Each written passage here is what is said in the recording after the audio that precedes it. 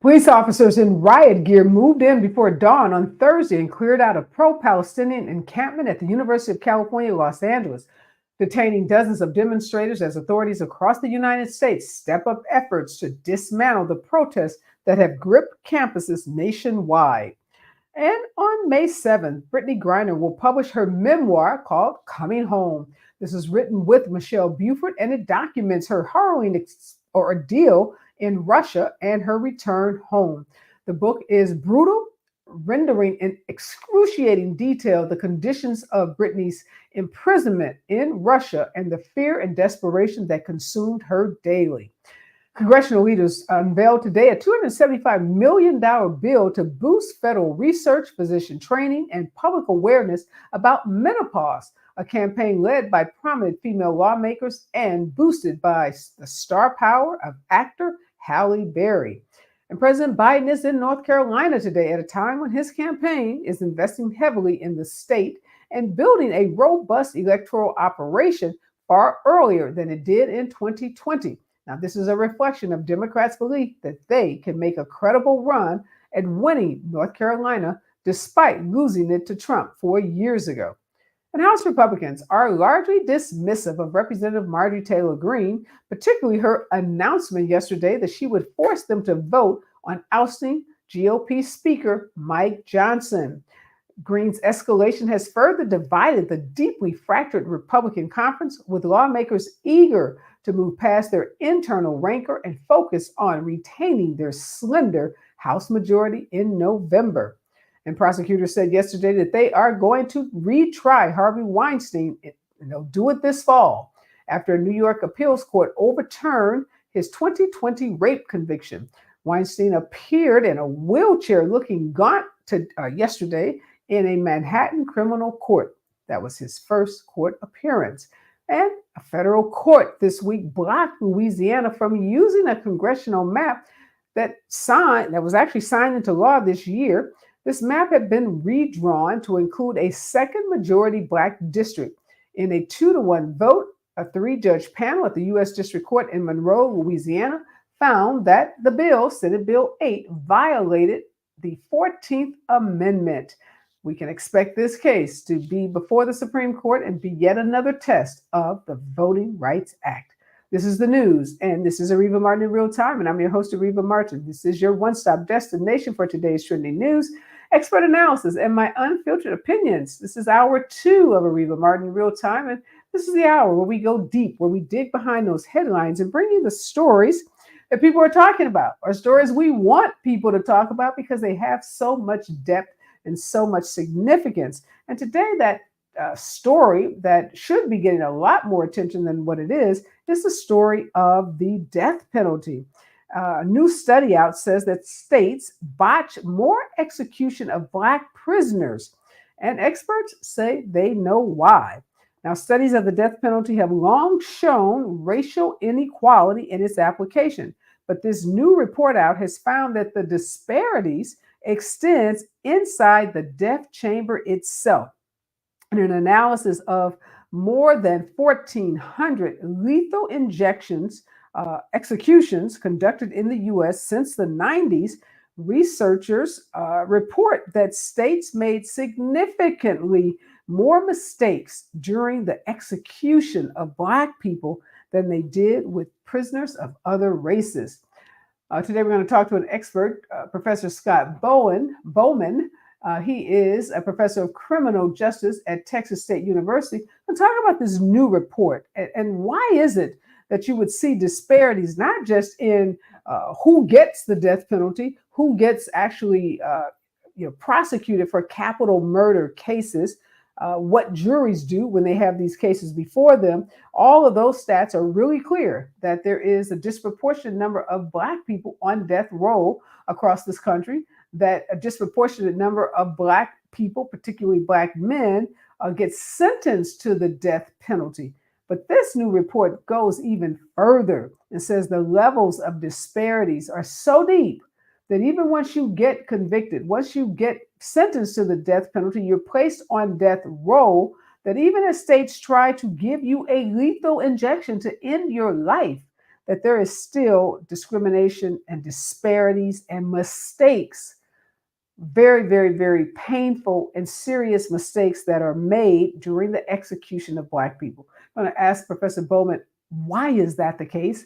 And what, if anything, are we doing to address this really significant disparity? Stay with us, KBLA Talk 1580. You're listening to Areva Martin in real time on KBLA Talk 1580. Are you wet shaving? You'll get razor bumps. Nah, Pops, I'm good with Gillette Skin Guard. How long you been growing that beard Mama hates anyway? Since 77, I shaved and got ingrown so bad. That's why I use the Gillette Skin Guard razor, face scrub, shave gel, and moisturizer. So I don't have to worry about new razor bumps or shaving irritation. Gillette Skin Guard, huh? Your mama's gonna love this one. The best a man can get keeps getting better with Gillette Skin Guard. Buy now at a retailer near you. PSA for anyone who's not the best at remembering dates. Mother's Day is May 12th. Luckily, finding something she'll love is easy. Just go to Kohl's. I got a Sephora fragrance set for $35. Then with the extra 20% off, I scored cute PJs for just $19.99 and jewelry for under $30. Plus, I earned Kohl's Cash and found even more great prices across the store. Yep, it doesn't get better than Kohl's. Select styles. Offers end May 12th. Coupons and Kohl's Cash do not apply to Sephora. Some exclusions apply. See store or Kohl's.com for details. So you just used bug spray in your home. Now what? Well, between the waiting and waiting for things to dry up and keeping your family away from the mess, it hits you. You could have used Zevo. Unlike other bug sprays that stick around, Zevo goes from kill to clean in seconds. Plus, it's safe for use around people and pets when used as directed. Zevo, people-friendly, bug-deadly. We're not just a thermometer recording and broadcasting popular opinion. We aim to be a thermostat, transforming the conversation about climate justice in our community. This is KBLA Talk 1580. KBLA Talk 1580. We've got a lot to talk about. KBLA reminds you that when we fight, we win, and we don't black down.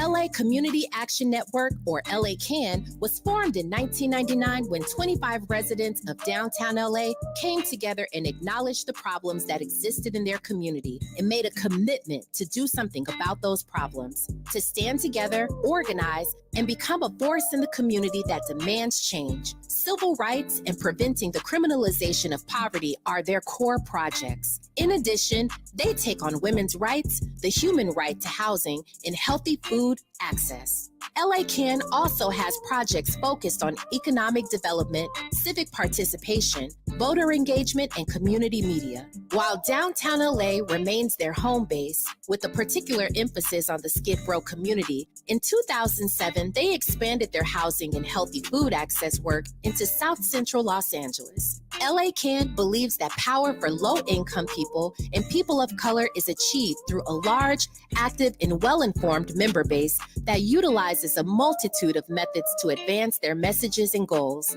If you'd like to join the Los Angeles Community Action Network and organize people to fight back against oppression, please visit cangress.org. That's cangress.org. This is a community call to action from KBLA Talk 1580.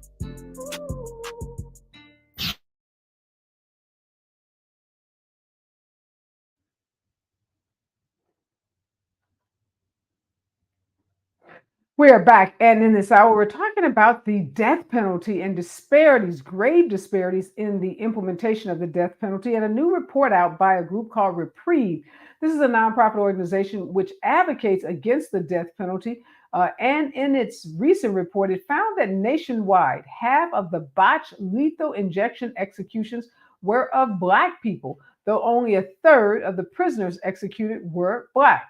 The pattern was starkest in some southern states. In Arkansas, Oklahoma, and Georgia, 3/4 or more of the botched lethal injection executions were of Black people, though they accounted only for a third or less of executions in those states. Joining me in this hour is Professor Scott Bowman. He is a professor of criminal justice at Texas State University. Thank you, Professor Bowman, for joining us. I know that you have read this report. You were actually quoted in one of the articles that talks about this report. Help us understand. I mean, it's almost, I don't know, kind of surreal to think that botched executions would that you'd be able to pinpoint botched executions based on the color, based on the race of the prisoner. Well, first of all, thank you very much for having me this evening. Part of it is that you really, like, we can look at the numbers and the outcomes and say, this is an overrepresentation by race. There's more Black folks being, but realistically, we don't know what's happening because it's largely invisible. And so much of the, how does this take place? Why is this disproportionality taking place? Is really speculation, right? Because aside from family members and victims, offenders' family members, victims' family members, and the press that choose to go, the rest of the state, the rest of the nation, if it's a federal execution, is excused or is exempt from this process. And so it really is a question of kind of speculating and thinking about, okay, so why is this taking place? Why is this, what is it that's taking place in the kind of back rooms and the preparation of the death penalty of executing someone that would produce disproportionate racial outcomes? Yeah. So when we think about the death penalty, we have a clip here I want to play just to give us some sense about the history of the death penalty. Do we have that clip ready? We play that. 1936 to 42% in 1966.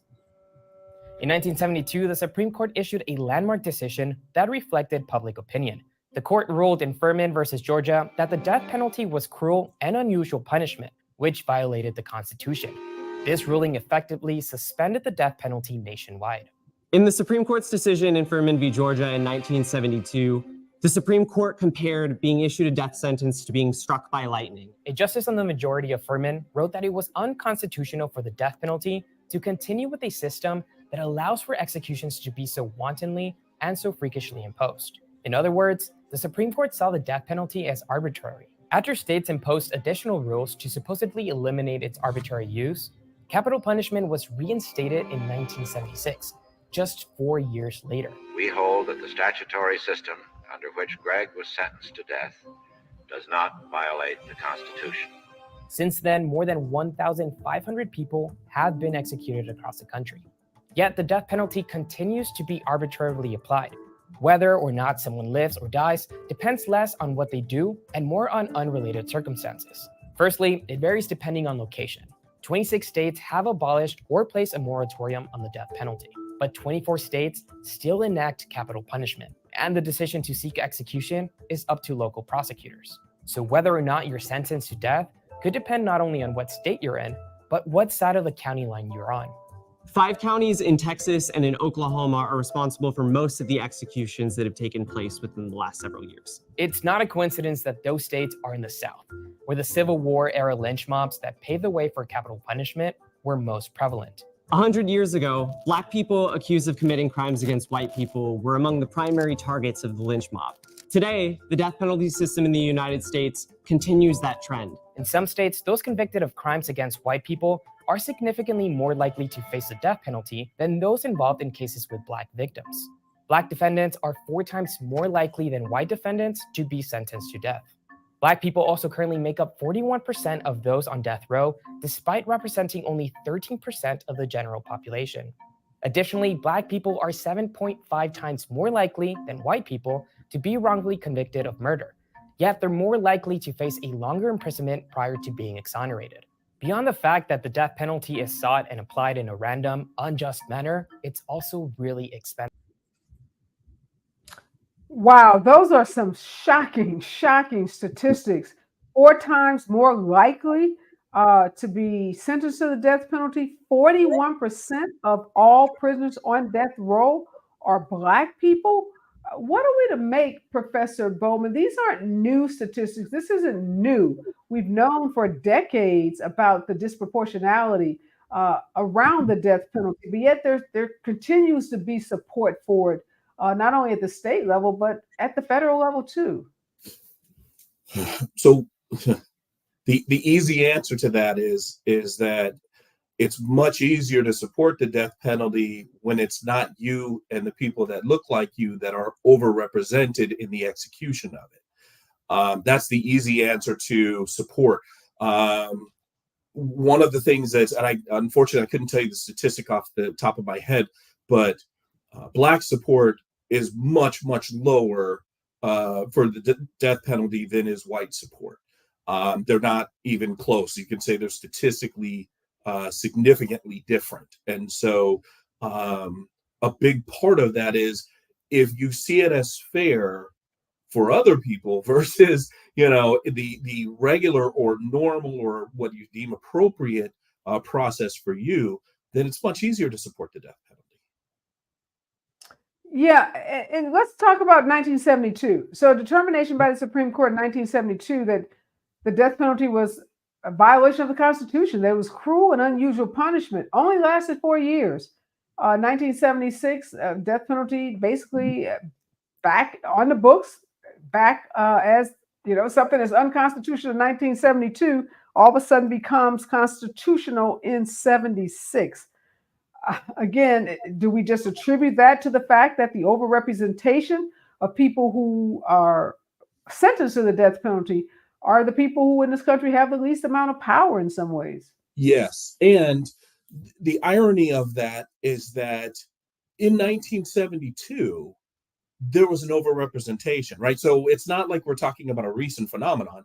The overrepresentation of Black folks on death row, Black males mostly on death row, is historical. And there was an opportunity to address it in 1972. But rather than to address the racial disparities at that time, it became this narrative of it's cruel and unusual because states are passing all sorts of death penalty eligible crimes as legislation and inconsistently. So when they said it was kind of freakish and wanton, it was because you could sexually assault somebody in one state and it would be a minor penalty, but it would be death in another. Indecency with a child would be death in another state. And the legislatures could essentially decide whatever it was they felt at that time was worthy of a death penalty to pass it and make it so. And so in 72, the Supreme Court said that's cruel and unusual because it's unpredictable. It's not rational. It's not logical. So Texas, Georgia, other states essentially get together between 1972 and 1976 and say, let's come up with the mitigating and aggravating circumstances by which a person should be eligible for the death penalty. That's when it changes to essentially first-degree murder that becomes death penalty eligible. Basically, everything else that was death penalty eligible kind of falls off, and it becomes just, death penalty eligible, first-degree murder, some extenuating circumstances like killing a police officer, killing a child, killing multiple people, particularly heinous, etc., that make you death penalty eligible. And as those states agreed on it, they went back to the Supreme Court in 76, Gregg v. Georgia being the primary kind of case that moves forward. And the Supreme Court says, okay, now at least it's consistent. Go ahead and start again, without addressing the clear, unmistakable racial disparities. Even back when rape was a death penalty eligible case, African-American men were overwhelmingly those that received death penalty cases for rape. So, it's none of this And is I guess new. we should point out, not just for rape or not just for murder, but when the victims are white, as we just heard in that piece, that you have a greater chance of getting the death penalty if you have raped a white woman or you've murdered a white person. The strongest predictor of getting a death penalty sentence is the race of the victim. It's not being Black, it's who you killed. I started a study and I'm still working on it and I haven't completed it yet. And I was looking at what a white person has to do to get the death penalty for killing a minority. and I was looking at African American victims, Latino victims, Asian, etc. It was essentially a case study. It was about 25, 30 people on death row across the country for killing minority. And some of them, of course, were police officers. So you go, okay, that's a no-brainer. But to say, hey, I've killed a private Black citizen. I've killed a private Latino citizen. And, so what elevates that to the death penalty in a similar manner that we do when it's a white victim? And I'm still working on it, so I'd love to tell results, but I don't have it. But I pointed out to say that when you reverse it and it's a white offender and a minority victim, the number is minute compared to the number of Black men, particularly, that are on death row, and Latinos to a lesser degree, but the number of Black men that are on death row for having a white victim, whether it was them killing that white victim directly or, in a group or ancillary, it doesn't matter. Wow. I want to read something from the article about this study. It says, when execution workers in Alabama spent 3 hours attempting to insert an IV line into the veins of Joe Nathan James Jr., a Black man, his autopsy showed punctured marks and cuts in his feet, hands, wrists, and arms. A few months later, Alabama left white prisoner Kenneth Smith alive on the gurney for hours after they struggled to find a vein to use for his lethal injection execution, prompting his lawyers to ask the state to use nitrogen gas to execute him in January. Lengthy procedures like these were not uncommon. The Reprieve, that's a nonprofit organization, their analysis found that these examples were pretty common, and that lethal injections often lasted more than 45 minutes. Over a quarter took an hour or more. So talk about cruel and unusual punishment. What are we to make of this? Are these individuals who have the horrific job of doing this IV injection, are they not skilled? Are they not qualified to do so? Like, why is someone having marks on their hands, on their feet, because of trying to find a vein? A big part of that answer is that a couple things. One, they're not always doctors, right? They could just be professionals with some medical training, that are working in the correction facility, and they say, hey, if you're willing to do this, this is what we need, right? So it certainly could be a sheriff, a police, law enforcement, something like that, because it's just providing a needle stick. It could be a nurse that is maybe a lower level nurse, like an LVN or something like that, who's not trained in all aspects of nursing, but certainly theoretically could give a shot. So no, they're not always trained, and they're not always well trained.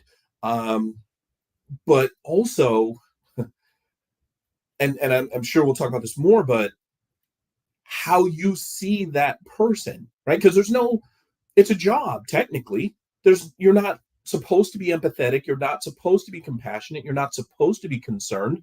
In theory, this person has been condemned to die, and so your responsibility is to figure out how to kill them. That's the job pretty much across the board. Now, when it comes to maybe the race of the condemned, you might decide on a more implicit or micro level that maybe somebody deserves gas while somebody else deserves us to keep on trying until we get this done, right? And I think that, which obviously comes out of the article, is a big part of this process, is looking and going, is everyone receiving equal treatment behind that veil? And we don't know that. We can speculate, and we see the outcomes, and you'd assume that that's the case, but we don't know exactly what's happening. When we come forward more with Professor Scott Bowman and this really shocking, startling report that even in execution, African Americans fare worse, they fare worse, I should say, than their white counterparts. Stay with us, KBLA Talk 1580. Is the right time. More of Areva Martin in real time when we come forward. I'm Tyreek Wynn. Here's the latest on the Black Information Network. Over 16,000 pounds of ground beef is being recalled due to possible E. coli contamination. On Wednesday, the USDA announced the recalled beef was shipped to Walmart stores nationwide. Defective beef is from the company Cargill Meat Solutions, and Pacific Recall products can be found online. The state of Maryland has awarded a wrongly convicted black man $3 million for the 31 years he spent in prison before being exonerated. 63-year-old Gary Washington was released from prison in 2018. The city's state's attorney's office dismissed the charges against him in 2019, and a circuit court judge later vacated Washington's convictions. The black police chief in Tulsa, Oklahoma is stepping down. Police Chief Wendell Franklin has announced he will retire from the department effective July 31st. He's taking a job in the private sector as a director and corporate security. He says it's the perfect fit for him. That's the latest. I'm Tyreek Wynn on your home for 24/7 News, the Black Information Network. As you head downtown, watch for a stall currently blocking the left lane of the 10 West before Mateo Santa Fe Avenue split. And right now, stop traffic continues from the 5-101 interchange. In Pasadena, watch for an accident in the carpool lane, which is currently blocked on the 210 West before Lake Avenue. And heavy traffic continues up to 15-20 minutes from Huntington Drive. In Bellflower, traffic is running heavy in recovery from Ornsthorpe Avenue over an hour as an accident has been cleared from the 91 West before Bellflower Boulevard. And in Agora Hills, watch for a stall blocking the center lane of the 101 South after Reyes Adobe Road. Mother's Day is coming up, and Macy's Backstage has amazing deals on great gifts that mom is going to love, all for $15 and under. Get low prices every day at Macy's Backstage. Find a store near you today at macy'sbackstage.com. Off price, on trend, arriving daily. This is the KBLA Sports Minute with Ray Richardson. During a 1-hour interview with ABC's Robin Roberts, WNBA star Brittany Griner admitted she thought several times about committing suicide during the first few weeks of her incarceration in a Russian prison. The interview was the first time Griner spoke in detail about the 10 months she served in prison in 2022 for alleged drug violations. Griner was getting ready for her 11th season with the Phoenix Mercury. Tiger Woods was given a special exemption to play in the U.S. Open in June. Woods is a 3-time U.S. Open champion. He last won the event in 2008. One of the worst stats of the season is hanging over the Clippers after their 30-point loss Wednesday night to the Dallas Mavericks. The Clippers' best 3 players on the floor, James Harden, Paul George, and Russell Westbrook, shot a combined 8 for 36. That's 22% shooting for 3 guys expected to be Hall of Famers someday. No debates, no speculation, just the info you need. That's your KBLA Sports Minute. I'm Ray Richardson on KBLA Talk 1580. Follow the leader. KBLA Talk 1580. Follow the leader. If you're not following KBLA Talk 1580 on all of our socials, then you're missing out. Download our app and find us on Facebook, Twitter, Instagram, YouTube, and on the web at KBLA 1580. That's right. Again, you can find all of our socials at KBLA 1580. We've got a lot to talk about. By the way, if you miss any of our weekday shows in real time, you can always catch up by checking out the podcast of your favorite shows at your leisure. At KBLA Talk 1580, we've got your black. Got your black. Following the leader. Oh my God. Follow the leader. Follow the leader. Follow the leader. When you're young, life is full of choices. Don't let opioids like highly addictive and deadly fentanyl take away your life with just one wrong pill. Addiction is a disease that can affect anyone at any age. But there is a choice to get help for this disease. Find medically proven treatment options, including virtual, at choosemat.org.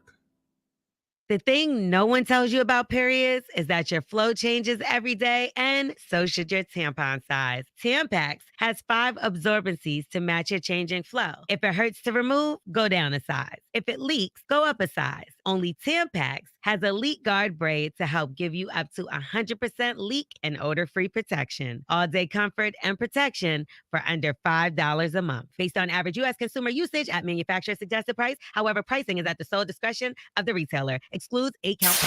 KBLA Talk 1580. We've got a lot to talk about. KBLA Talk 1580, connecting you with services and solutions. Legal Aid Foundation of Los Angeles is a nonprofit law firm that protects and advances the rights of the most underserved, leveling the playing field and ensuring that everyone can have access to the justice system. Every year, LAFLA provides free, high-quality legal services to more than 100,000 people living in poverty across greater Los Angeles. Their unique combination of neighborhood offices, self-help centers at courthouses, and domestic violence clinics puts Legal Aid Foundation of Los Angeles on the front lines in vulnerable communities and at the forefront of change. LAFLA's expert team of attorneys, paralegals, and support staff works to provide direct representation, offer counsel and advice, provide referrals, and educate the community about their legal rights through workshops and seminars. With locations all over LA, you can access their services or volunteer to help no matter where you live. And if you have an urgent issue, call 213-235-0060. That's 213-235-0060. To get legal help, make a donation, or volunteer, visit lafla.org. lafla.org. This is a community call to action from KBLA Talk 1580.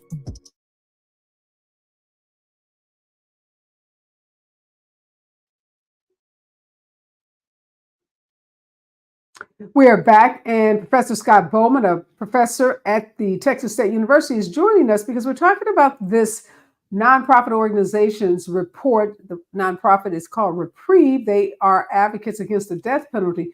They found that nationwide, half of the botched lethal injection executions were of Black people.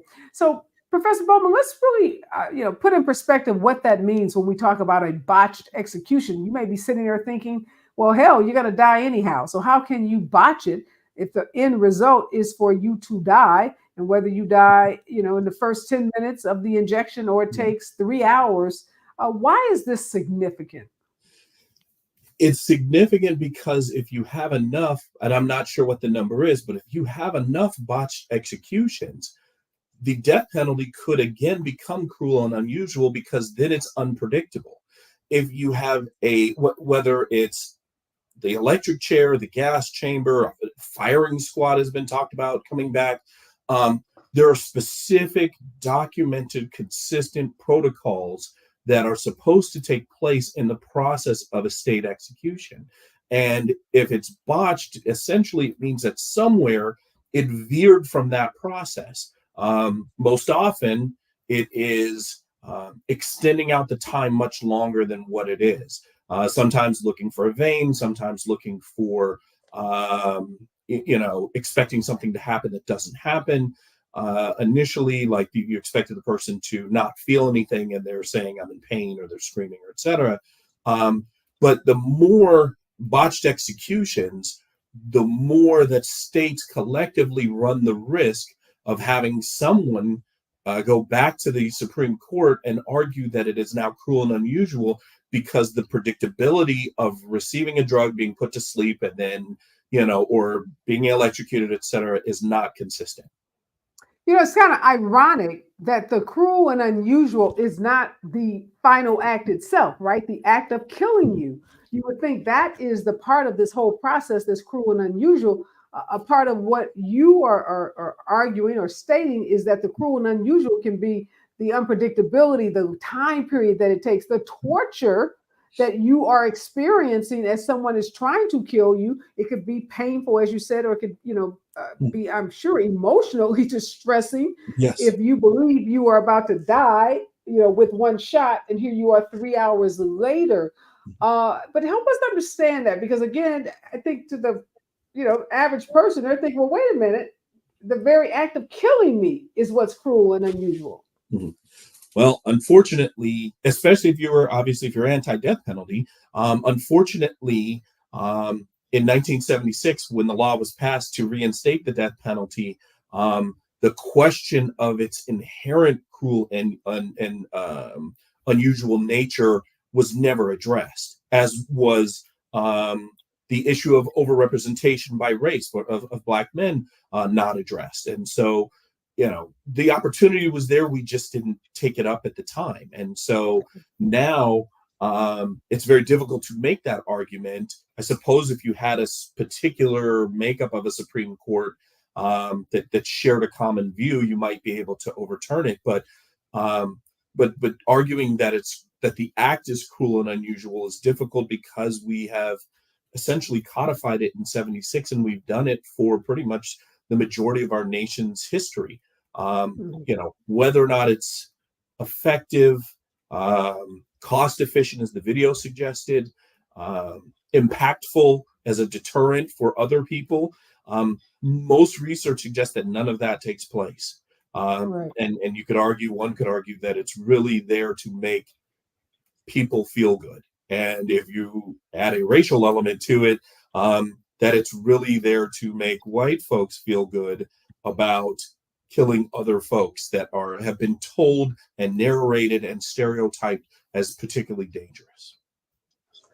Yeah, this tough on crime kind of rhetoric that we hear so much of and have heard so much of, particularly under Donald Trump, this notion that, a tough government comes down tough and uses the most extreme form of punishment for people that, step out of line, people that don't follow the law. It's not enough to, incarcerate them, that we've got to, enact some kind of punishment, some kind of physical punishment, even if it's death. One thing that we know is that studies of the death penalty previously have shown, like you said, racial discrimination every step of the way, from administering capital punishment, from jury selection to the sentencing and appeals process. But this report about the administering, the discrepancies, the disparities in the administering of the actual gas or whatever it is, the intravenous drugs. Why do you think it hasn't been done until recently, until this report? This is one of the first times that empirical evidence has indicated that racism extends even to the final steps of the death penalty. Well, I think part of the reason is that structurally, in our recent history, at least the recent history of the death penalty in the United States, pharmaceutical companies' unwillingness to provide states with the drugs that they had provided for decades played a part in that. And so there were botched executions, but it was really kind of seen as this rare individual case. Now, as they're starting to try new things and test new things and, kind of come up with some workable alternatives, that different states are going to different tactics and different techniques, there inevitably has to be some botched executions because they're trying these things out for the first time. You can't practice the death penalty. You have to execute. And so when they go to try a new drug or a new process or hey, we'll give them this and then this and then this, ultimately it's a trial run. And it, unfortunately, especially again, if you're anti-death penalty, it's a trial run on a human being that, certainly is a questionable form of cruel and unusual punishment if attorneys and the Supreme Court are willing to reconsider that in that way. Yeah, I think it's, we can't gloss over the racial tropes, the racist tropes that permeate our healthcare system. This notion that somehow Black people have thicker skin, that we don't experience pain in the same way. So you can imagine a jailer, like I said, most of these people are probably not doctors, they're law enforcement agents or other personnel trying to administer the drug to someone and believing that either, like I said, they're a Black person, their skin is thicker, or can't find their vein, or just all the ways in which we know in the healthcare system Black people experience racism. Again, it wouldn't necessarily be intuitive that it would occur even as they're trying to, end their life. One important fact to know that the federal executions ended. There weren't any federal executions. Nobody died in the federal prison system from 2013 until July of 2020, when Donald Trump was in office. And during the time that he was in office, 13 death row inmates were executed. And again, back to your point about who's in a position of power, who's making the decisions, whether it's on the Supreme Court or in this case in the executive office, does matter. Yes. We know that Joe Biden, in his run up to be president, said that he would seek to end all federal death penalty sentences. We haven't heard much talk about the death penalty recently, and it seems like, and you probably know this, Professor Bowman, as a professor of criminal justice, that whenever we are in a period in our country where the rhetoric of crime being up, and particularly certain kinds of crimes, you can't even talk about criminal justice reform, and definitely not reforming our death penalty, processes, because in this country we have equated somehow with being tough on crime, with longer sentences, and in some cases even more death penalty type crimes. As you said, states attach death penalty to crimes as they deem appropriate. But when we come up, I want to ask you about what your studies and what the research show about deterrent.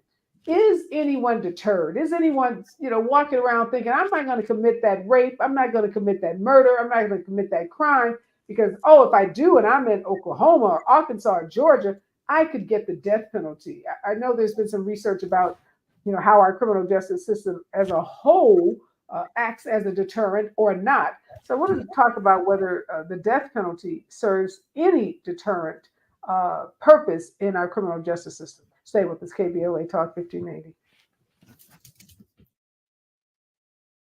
Listening to Areva Martin in real time on KBLA Talk 1580. To help combat climate change, LADWP is helping neighborhoods have better access to electric vehicles by awarding nearly $130 million in EV rebates to customers just like you. From big savings on used EVs to building new charging plazas, LADWP is charging ahead to help all Angelenos experience the benefits of EVs. Get rebates of up to $4,000 for a used EV and $1,750 for a charger. Learn more at ladwp.com/EV. That's ladwp.com/EV. City of Los Angeles tenants, verify your Emergency Renters Assistance Program status today if you applied for the program. Tenants approved for rental assistance are protected from eviction for non-payment of rent through May 31st, 2024. And it's illegal under law for landlords to refuse rental assistance to you based on your source of income. Refusing assistance can be used as an affirmative defense in an eviction case. So check your application status now at housing.lacity.org. That's housing.lacity.org. Be informed, be protected, be at home.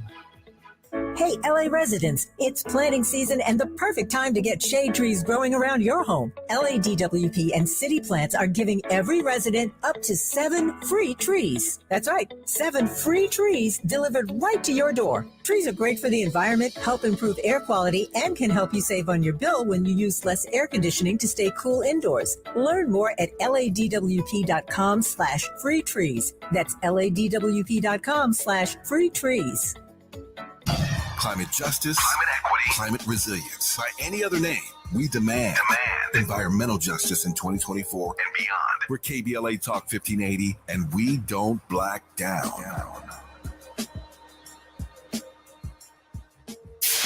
KBLA Talk 1580. We've got a lot to talk about. KBLA Talk 1580, connecting you with services and solutions. Single Moms Planet is a nonprofit organization dedicated to uplifting under-resourced single mom business owners and working mothers nationwide. Single Moms Planet offers comprehensive programs of financial literacy, business development, mentorship, and entrepreneurial training. They provide education, accountability, and hope. Single Moms Planet was founded by model, TV personality, and producer Nefertiri Plessy. Nefertiri felt firsthand the challenges that face single moms as she was raised by a working single mother. She learned that the most disadvantaged group in the United States are single mom families. According to the U.S. Census, 30% live under the poverty line. So she decided to do something about it, along with co-founder Cole Patterson. Their goal is to end the poverty cycle in single mother households through education, opportunity, and networking, providing family and child enrichment programs for under-resourced single-parent families. Single Moms Planet serves over 10,000 single moms and their children each year. Studies show that business development and financial literacy Provide a positive environment for children and families, exposing them to new possibilities and opportunities. To attend one of their fun events, make a donation, or get more information, or if you need help as a single mom, please visit singlemomsplanet.org. That's singlemomsplanet.org. This is a community call to action from KBLA Talk 1580.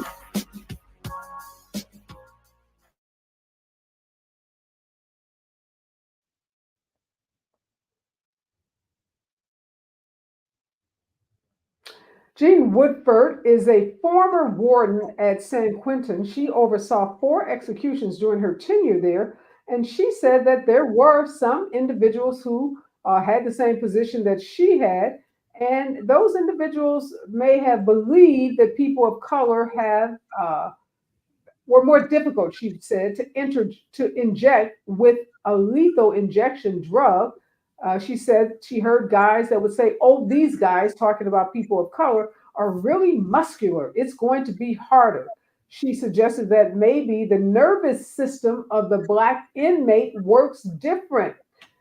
Jeff Hood, who's a spiritual advisor who has been inside the death chamber doing 3 executions of Black people and 3 white prisoners in Oklahoma, Texas, and Alabama, said he did witness differences in the treatment of Black prisoners while they were strapped to the gurney. He said, "I can tell you that the restraints that I've seen on Black folks have been unquestionably tighter than the restraints that I've seen on white folks."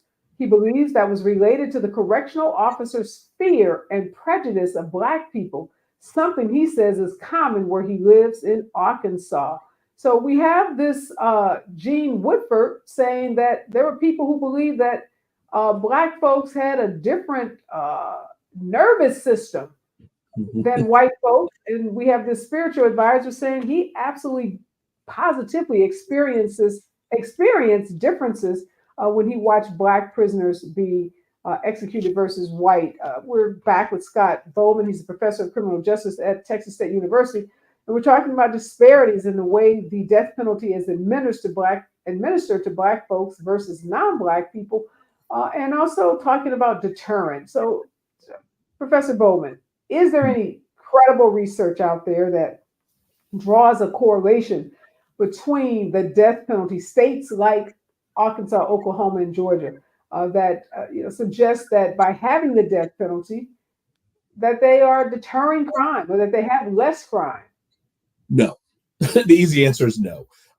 The most criminal justice research, you'll find very little definitive criminal justice research. And certainly with the deterrence, there are all sorts of factors that you have to consider, including population size. And, so to compare deterrence in Connecticut and Texas would be comparing apples and oranges.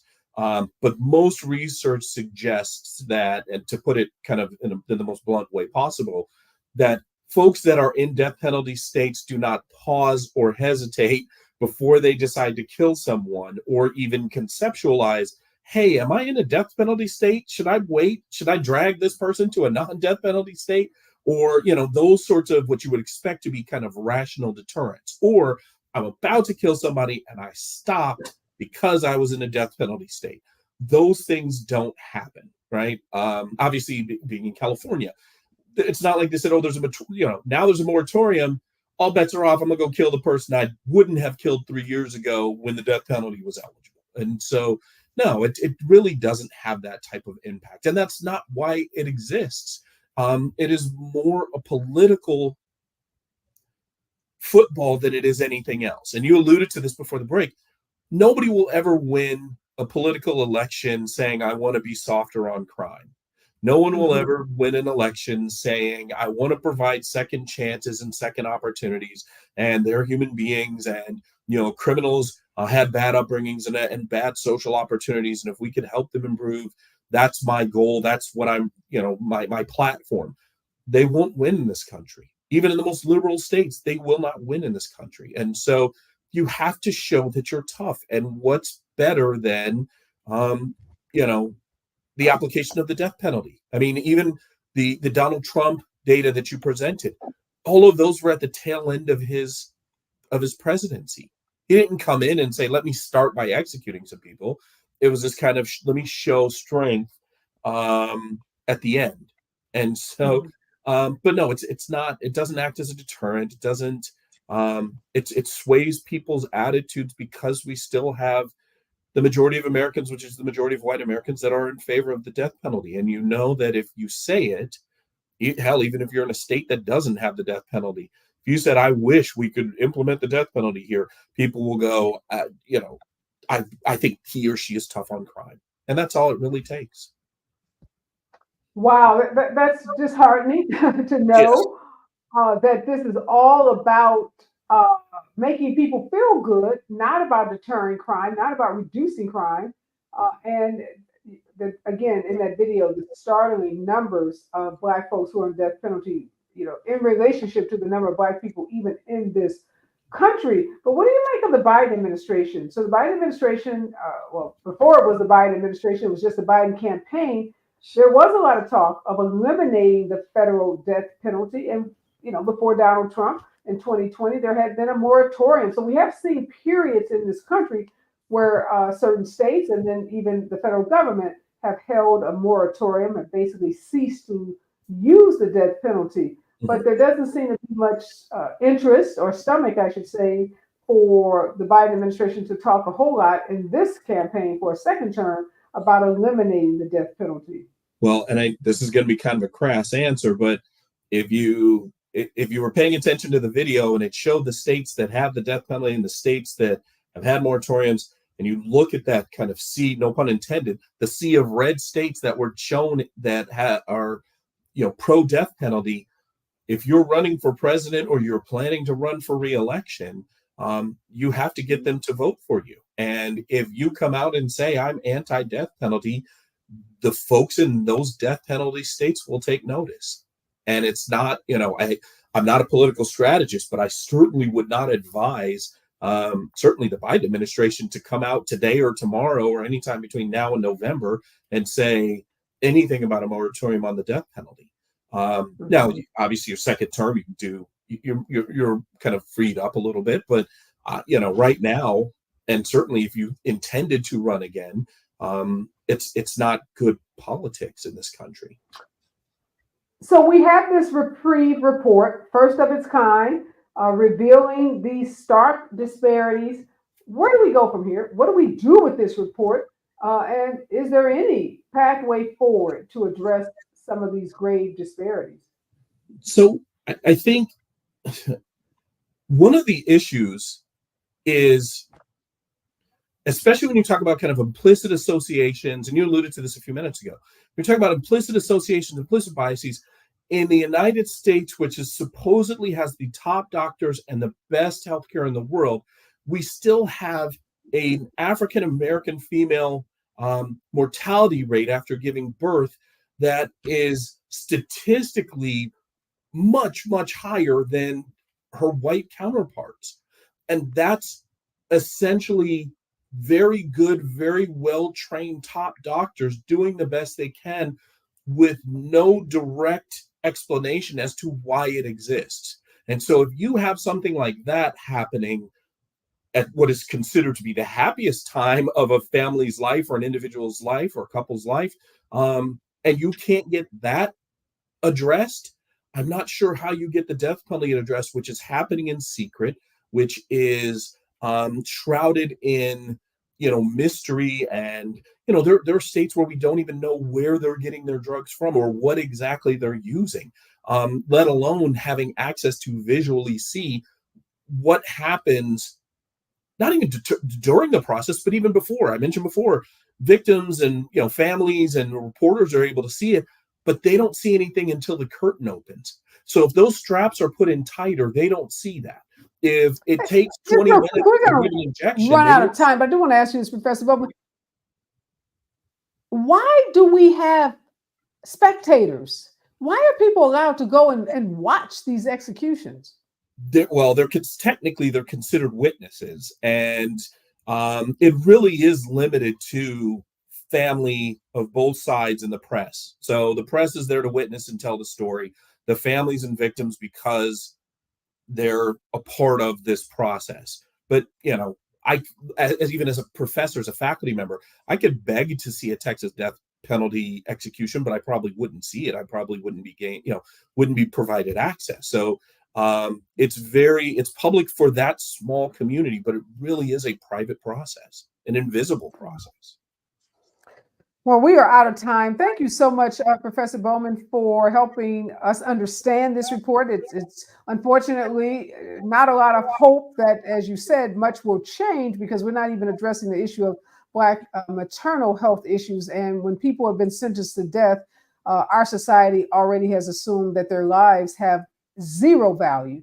Yes. So any efforts to try to address some of these disparities probably not going to get much traction, probably not a whole lot of political will, even amongst progressives and those that consider themselves to be more liberal.